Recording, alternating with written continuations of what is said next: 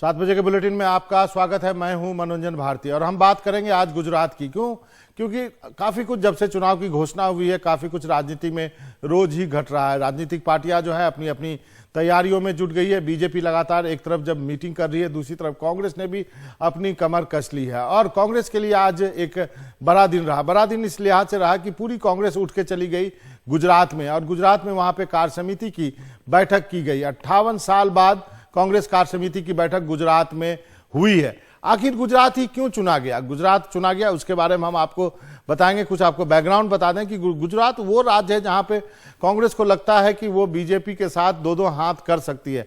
ऐसा कांग्रेस को क्यों लगता है? कांग्रेस को इसलिए लगता है कि अपने देश में कम से कम 7 ऐसे राज्य हैं जहां पे बीजेपी और कांग्रेस की सीधी टक्कर होती है, जिसमें से गुजरात भी एक है। गुजरात विधानसभा चुनाव की बात पहले कर लेते हैं। आपको क्यों कांग्रेस को लगता है कि यहां पर वो बीजेपी के साथ जो है वो उससे लोहा ले सकती है, टक्कर ले सकती है? 182 की विधानसभा है और अभी जो पिछले दिनों जो विधानसभा के चुनाव हुए थे, एक अच्छी लड़ाई कांग्रेस ने लड़ी वहां पर बीजेपी के खिलाफ। नरेंद्र मोदी बनाम राहुल गांधी, सीधी टक्कर वहां पर हमको देखने को मिली थी। और जब विधानसभा के नतीजे आए तो 182 में से बीजेपी 100 सीट पर जीती और कांग्रेस 71 सीटों पे जीती है। एक सीट एनसीपी है, एक आध जो है वो इंडिपेंडेंट हैं। और इस तरह से एक तरह से कांग्रेस को विश्वास हुआ कि वो बीजेपी के साथ सीधी टक्कर ले सकती है। और यही वजह है कि आज कांग्रेस कार्य समिति की बैठक के लिए गुजरात को चुना गया। अब कांग्रेस के लोग ये कहते हैं कि अब आने वाला वक्त जो है अब लोकसभा चुनाव का, जिसके लिए ये सारी तैयारियां हो रही है। यदि आप उन 71 सीटों को देखेंगे तो कम से कम 9 सीटें हैं। यदि हम जो परंपरागत रूप से होता क्या है कि हम 7 से 8 सीटों के बीच जोड़ते हैं, एक विधानसभा की सीटों को एक लोकसभा सीट में कन्वर्ट करते हैं, तो उस लिहाज से जो है आप कम से कम मान सकते हैं कि कम से कम 9 जो है जो लोकसभा की सीटें हैं वहां पे सीधी टक्कर जो है वो वहां पे कांग्रेस और बीजेपी के बीच होगी। ये सीधी टक्कर होगी। अभी क्या स्थिति? अभी जो है 26 सीटें हैं लोकसभा की गुजरात में, और सभी 26 की 26 सीटें जो है उस पर जो है अभी बीजेपी काबिज है। 2014 की बात मैं करता हूं। और कांग्रेस को यह विश्वास कब हुआ? कांग्रेस को पहला विश्वास तब हुआ कि वो बीजेपी के साथ, या सीधे कहें राहुल गांधी को यह विश्वास तब हुआ कि वो नरेंद्र मोदी के साथ वो मुकाबला कर सकते हैं गुजरात में, जब उनकी जो 182 में से 71 सीटें आई। इसके पहले 40-45 के आसपास कांग्रेस रहती थी। दूसरी कांग्रेस की सबसे बड़ी विजय हुई, अहम पड़ाव आप लोग मानते हैं, अहमद पटेल का राज्यसभा में चुना जाना। कई लोग ये मान के चल रहे थे और बीजेपी ने पूरी तैयारी कर रखी थी कि किस तरह से अहमद पटेल को राज्यसभा में जाने से रोका जाए, लेकिन अहमद पटेल ने वो वहां पे जीत हासिल की। मामला चुनाव आयोग तक भी गया, चुनाव आयोग ने अहमद पटेल के पक्ष में निर्णय दिया। उसके बाद मामला अब अदालत भी गया है। बहरहाल अहमद पटेल जीते हैं और अभी राज्यसभा के सदस्य हैं। तो इस अहमद पटेल के जीत के बाद कांग्रेस को यह बिलीव होने लगा कि वो गुजरात में जो है वो बीजेपी से लड़ सकती हैं। और यही वजह है कि आज पूरी की पूरी जो है कांग्रेस जो है उठकर जो है अहमदाबाद चली गई। अहमदाबाद में अब एक तो कार्य समिति की बैठक हुई, और दूसरी जो है राहुल गांधी ने एक सभा को भी संबोधित किया। और ये सभा जो है इसलिए भी महत्वपूर्ण मानी जा रही है क्योंकि पहली बार जो है प्रियंका गांधी ने भी इस सभा में शिरकत की। और आपको बता दूं कि जो CWC की मीटिंग है, जो 58 साल बाद जो है गुजरात में हुई है, उसमें भी प्रियंका गांधी शामिल हुई है। तो एक तरह से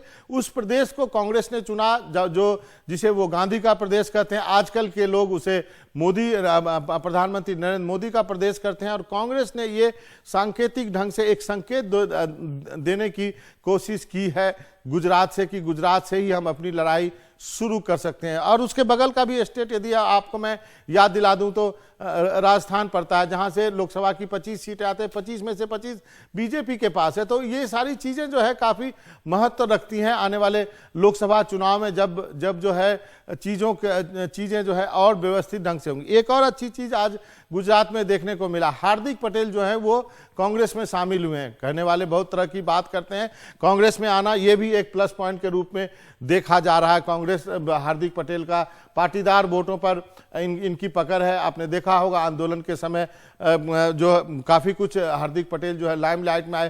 कहने वाले हालांकि जो हार्दिक पटेल के विरोधी हैं उनका कहना है कि हार्दिक पटेल जो है स्पेंट फोर्सेज है, मैंने वो अब उनमें वो दम नहीं है। लेकिन कांग्रेस ने हार्दिक पटेल को अपने साथ लिया है। निश्चित रूप से उनकी नज़र जो है ये पटेल वोटरों पे होगा। तो जो पाटीदार वोट है क्या वो कांग्रेस की तरफ झुकेंगे, ये 2019 के जो है लोकसभा चुनाव में तय होगा। तो ये एक एक करके मोहरा जो है राहुल गांधी फिट करने की कोशिश करने। एक दूसरी मजेदार चीज भी देखने को मिली, जब हार्दिक पटेल जब मीडिया से बात करने आए तो उनके ठीक बगल में अल्पेश ठाकोर खड़े दिखाई दिया। अब आपको बता दूं कि ये क्यों महत्वपूर्ण है। ये इसलिए महत्वपूर्ण है कि अल्पेश ठाकुर के बारे में कल ये कहा गया कि वो बीजेपी में शामिल होने वाले हैं, लेकिन आज वो कांग्रेस कार्य समिति के बैठक का जहां वेन्यू था वहां पे वो मौजूद है। बाकायदा जो कांग्रेस की तरफ से एक दिया जाता है परिचय पत्र टाइप से, वो भी उनके गले में लटका हुआ था। तो आज अल्पेश ठाकुर ने वहां जाकर के ये दिखा दिया है कि वो बीजेपी में नहीं जा रहे हैं, और उन सारी अटकलों पर एक तरह से विराम लग गया है कि अल्पेश जो है वो जो बीजेपी में जा रहे हैं। अल्पेश ठाकुर का महत्व यहाँ इसलिए है कि दलित वोटरों के बीच में एक नया नाम जो है आप कह सकते हैं उसके प्रतीक के तौर पर अल्पेश ठाकुर को देखा जा रहा, और देश के कई हिस्सों में जो है वो जाते हैं आजकल। तो एक अल्टरनेटिव फोर्स के रूप में गुजरात में एक नया चेहरा जो कांग्रेस के हाथ लगा है उसमें अल्पेश ठाकुर हैं, जो पहले से ही कांग्रेस में हैं, लेकिन इनके जाने की अब बात कल उड़ी थी, लेकिन अब जो है उस पर एक तरह से अल्पेश ने कांग्रेस कार्य समिति के जो जहां हो रही थी वहां पहुंच करके उन्होंने उस पर विराम लगा दिया है। दूसरा युवा चेहरे हार्दिक पटेल की बात कही है। और आज का जो एक हाईलाइट है वो प्रमुख है प्रियंका गांधी का भाषण। हालांकि लोग उम्मीद कर रहे थे कि उत्तर प्रदेश से शुरुआत होगी, और लेकिन प्रियंका गांधी ने चुना गुजरात को, और क्या कुछ कहा उस पब्लिक रैली में ये आपको सुनाते हैं। आपको बहुत गहराई से सोचना पड़ेगा कि ये चुनाव क्या है, इसमें आप क्या चुनने जा रहे हैं। आप अपना भविष्य चुनने जा रहे हैं। फिजूल के मुद्दे नहीं उठने चाहिए। जो मुद्दे उठने चाहिए वो ये होने चाहिए कि आपके लिए सबसे महत्वपूर्ण क्या है, आप आगे कैसे बढ़ेंगे, नौजवानों को रोजगार कैसे मिलेगा, महिलाएं सुरक्षित कैसे महसूस करेंगी अपने आप को, आगे कैसे बढ़ेंगी, किसानों के लिए क्या किया जाएगा। ये चुनावी मुद्दे हैं। जो अपनी फितरत की बात करते हैं आपके सामने, आप उन्हें बताइए कि इस देश की फितरत क्या है। इस देश की फितरत है कि जर्रे जर्रे में सच्चाई ढूंढ के निकालेगी।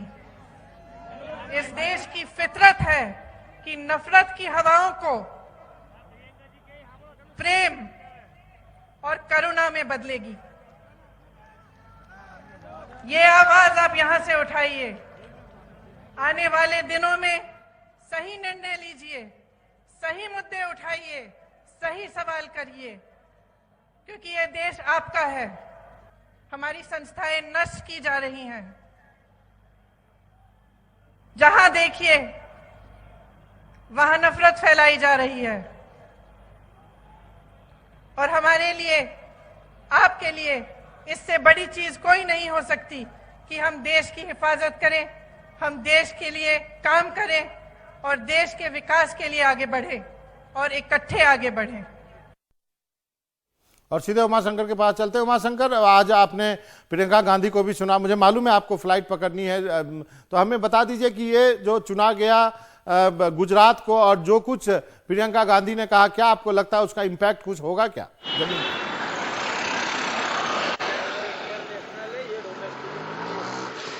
जी देखिए मनोरंजन, कांग्रेस को लेकर तमाम अच्छी बातें जो हुई है आपने उसको बता दिया, लेकिन कांग्रेस के सामने तमाम चुनौतियां हैं जिसमें मैं थोड़ा सा बताना चाहता हूं।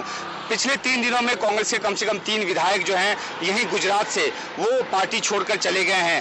कांग्रेस के जो महाराष्ट्र के जो लीडर हैं और जो वहाँ पे सीएलपी हैं, उनके जो बेटे हैं वो आज बीजेपी में मुंबई में चले गए हैं। इसके अलावा कांग्रेस के साथ किसी भी तरह के गठबंधन की बात को बीएसपी ने सिरे से नकार दिया है। कांग्रेस की जो गठबंधन की जो सीटों की बात है झारखंड में अभी तय नहीं हुई है। कांग्रेस के सीटों की जो बात है जहां तक दिल्ली में वो केजरीवाल से बात बनी नहीं है। कांग्रेस के साथ जो है वो जो वेस्ट बंगाल में खासतौर पे ममता को साथ लेने की जो कोशिश थी वो खत्म हो गई है। तो ऐसे में अब जो है कांग्रेस के सामने चुनौती बहुत है और कांग्रेस जो है वो 3 राज्यों के चुनाव के नतीजों के बाद ऐसा जो सहयोगी पार्टियां वो मानती है कि वो ज्यादा एक रिजर्व्ड और ज्यादा एक इस तरह से कह सकते हैं कि अहंकार का रूप लेके चल रही है और वो किसी भी पार्टी के साथ समझौता करने को आगे नहीं बढ़ रही है। जबकि दूसरी तरफ जो बीजेपी है वो पिछली बार से ज्यादा सहयोगी दलों के साथ आगे बढ़कर चुनाव लड़ने को जा रही है। तो बेशक आज गुजरात में CWC करके राहुल गांधी ने संदेश देने की कोशिश की हो कि जो बापू की धरती है वहां से वो विचारधारा लेकर चलते हैं और जो संघ की विचारधारा है उसके साथ उनकी लड़ाई है। और दूसरी बात यह कि जो बड़ी रैली की आपने बात की, बेशक उन्होंने ये दिखाने की कोशिश की हो कि मोदी के गढ़ में भी कांग्रेस का वजूद है, लेकिन इन सब बातों को तब जाकर आंका जाएगा जब 26 में से कांग्रेस कितनी सीट लेकर आ पाती है। यहाँ पे तो एक संकेत देने की कोशिश जरूर हुई है, यहाँ पे बड़ी रैली हुई है, प्रियंका गांधी ने भी बोला है, लेकिन इन सबको देखें तो राष्ट्रीय स्तर पे कांग्रेस के सामने चुनौती कम नहीं हुई है और उसके सामने चुनौती इस बात की बनी रहेगी कि क्या वो अपने सहयोगी दलों को कितना ज्यादा से ज्यादा साथ लेकर और बीजेपी के साथ कितनी कड़ी लड़ाई करती है, क्योंकि अगर वोट बटेंगे तो कांग्रेस के हक में तो ये बात है ही नहीं। जी उमाशंकर, लेकिन आपको बता दूं कि कांग्रेस के नेता ये कहते हैं कि उनके पास खोने के लिए कुछ नहीं है। जिनके पास खोने के लिए है वो लगातार अलायंस कर रहे हैं। कांग्रेस अपने आप में अब उनको लगता है कि अब ऊपर बढ़ने का और पार्टी को बढ़ाने का जो है वक्त है, इसलिए वो ये इसी आर्गूमेंट के तहत वो ना दिल्ली में अलायंस कर रही है, क्योंकि यदि दिल्ली में आज वो आम आदमी पार्टी के साथ जाती है तो कल को जो विधानसभा चुनाव होगा वहां पर वो क्या करेगी। तो कई ऐसे सवाल हैं जिससे कांग्रेस को जूझना पड़ रहा है और कई लोगों को ऐसा लगता है कि कांग्रेस गठबंधन नहीं कर रही है, लेकिन कांग्रेस के नेता अब जो तर्क दे रहे हैं उनका कहना है कि पार्टी जो है पार्टी के लिए 2019 का ही चुनाव नहीं है और भी आने वाले चुनाव हैं, उसको भी देखते हुए वो ये सब एक रणनीति के तहत किया जा रहा है। वक्त है छोटे से ब्रेक का, ब्रेक के बाद लौटते हैं हम और चर्चा जारी रखेंगे।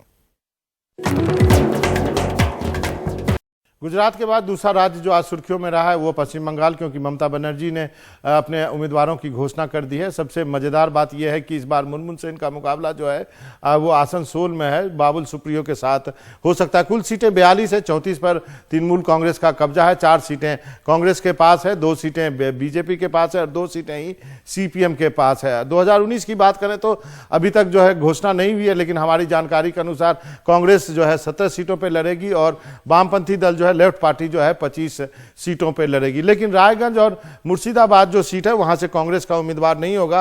रायगंज जो सीट है वो प्रियंदर दास मुंशी की सीट है। 2009 में यहां उनकी पत्नी जो है दीपा दास मुंशी सांसद बनी थी, लेकिन 2014 में जो है मोहम्मद सलीम जो है वो जो है यहां से सांसद हुए हैं। 1999 से 2004 तक दास मुंशी साहब यहां से सांसद थे और यही वजह है कि ये सीट जो है रायगंज की सीट जो है कांग्रेस ने CPM को दे दी है, जिसके बारे में नाराज बताई जा रही थी दीपा दास मुंशी। ये भी कहा गया कि वो बीजेपी के संपर्क में है, लेकिन दीपा दास मुंशी ने इससे मना किया है। हमें बताया गया है कि कांग्रेस ने उन्हें राज्यसभा का वादा किया है कि लेफ्ट के मदद से उन्हें जो है राज्यसभा भेजा जाएगा। दूसरी एक जो सीट है वो मुर्शिदाबाद है। मुर्शिदाबाद सीट भी कांग्रेस ने जो है अपना कैंडिडेट नहीं उतारेगी। 2004 में और 2009 में मन्नान हुसैन कांग्रेस के यहाँ से जीते थे, लेकिन 2014 में बदरू दोजा जो है वो सांसद बने CPM के और ये सीट भी कांग्रेस ने CPM के लिए छोड़ दी है।